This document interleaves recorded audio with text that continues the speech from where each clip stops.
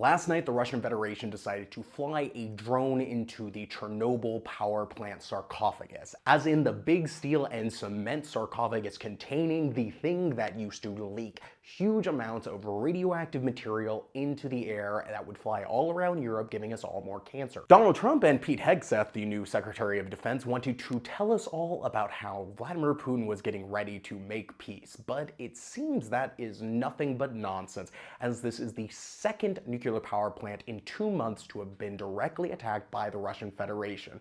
This is not an attack that's just upon Ukraine, but an attack that threatens the entire European Union and all countries nearby, as the radioactive material that could be released if one of these reactors were to melt down in one of these Russian attacks, or for example, the Chernobyl sarcophagus to be breached, would be costly not just today, but for years from now. The environmental damage that the Russian Federation has caused in Ukraine, both from their attacks upon nuclear facilities, but also their incredible environmental damage from destroying hydroelectric dams that have released massive amounts of water and flooded huge areas, not just flooded with water, but flooded with all sorts of things they have picked up along the way. This is also a country that has been more heavily mined than anywhere else on Earth, which means one of the most bounteous places for making food now is a deadly task that requires demining to be able to accomplish.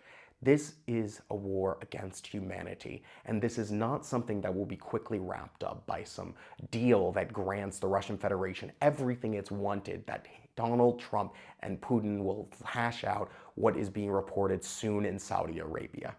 This is a danger and a threat to Europe. This is a danger and a threat to the world, and it will continue to be so until countries realize that the only victory in Ukraine is one where there is no more Russian Federation to threaten any of us. Just because you don't hear about it in the news or there's some domestic or local chaos happening around you doesn't mean that the wars just stop until you tune back in or it gets bad enough that it makes your news.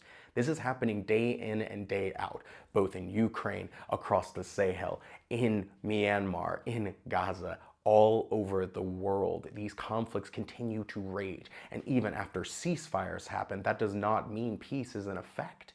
We have to deal with all of these problems happening all the time. There is no easy exits or ways to magically make things better. There are only hard choices and hard tasks that we must accomplish if we wish to live in a world that is better than the one we were born into. And that is the world that we have to fight for. Please repost, like, do all the things. And I've also started up a podcast, the Road to Cast, if you would like to listen. Thank you.